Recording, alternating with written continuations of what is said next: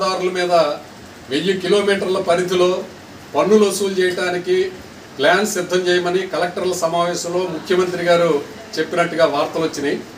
ఇది తీవ్రంగా ఆందోళన కలిగించేటువంటి విషయం. రాష్ట్ర రహదారుల మీద కూడా పన్నులు వేసేటువంటి ఆలోచనని ముఖ్యమంత్రి రాష్ట్ర ప్రభుత్వం తక్షణం విరమించుకోవాలని సిపిఎం పార్టీ తరఫున విజ్ఞప్తి చేస్తున్నాం.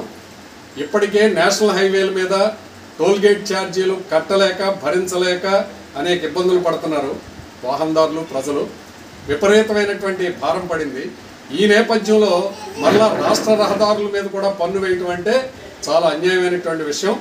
ఈ ఆలోచనని తక్షణం ముఖ్యమంత్రి గారు ఉపసంహరించుకోవాలి. ఇప్పటికే వాహనాల రిజిస్ట్రేషన్ అప్పుడు ఆ వాహనాల లైఫ్ ట్యాక్సులు కడుతున్నారు. అలాగే పెట్రోలు, డీజిల్ మీద సెస్సులు పడుతున్నాయి. ఇవన్నీ కూడా రహదారుల నిర్వహణలో భాగంగా ఈ పన్నులు ఉంటున్నాయి. రహదారుల నిర్వహణ అనేది రాష్ట్ర ప్రభుత్వం యొక్క బాధ్యత. ఇది మళ్ళా ప్రజల మీద భారాలు వేయటం అంటే అన్యాయమైనటువంటి విషయం. ఈ ఆలోచనని తక్షణం ఉపసంహరించుకోవాలి. ప్రజలు ఇప్పటికే నిత్యావసర వస్తువుల ధరలు, కరెంటు ఛార్జీలు, పన్నులు వీటిలన్నిటితోటి వేగలేకపోతున్నారు. ఈ పన్నుల భారాన్ని తగ్గించాలని కోరుతున్నాం.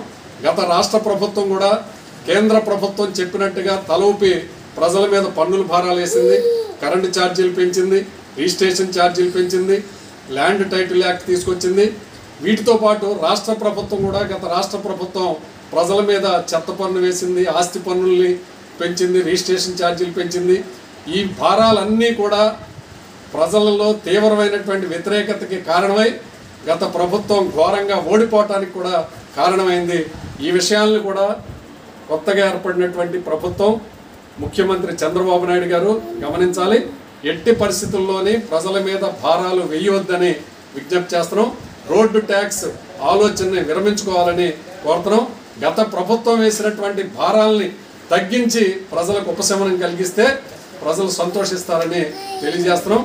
ప్రభుత్వం కనుక ఈ భారాలు వేయటానికి సిద్ధపడి ముందుకెళ్తే ప్రజలు తప్పనిసరిగా ఆందోళన చేస్తారని ఈ సందర్భంగా ప్రభుత్వానికి తెలియజేస్తున్నాం.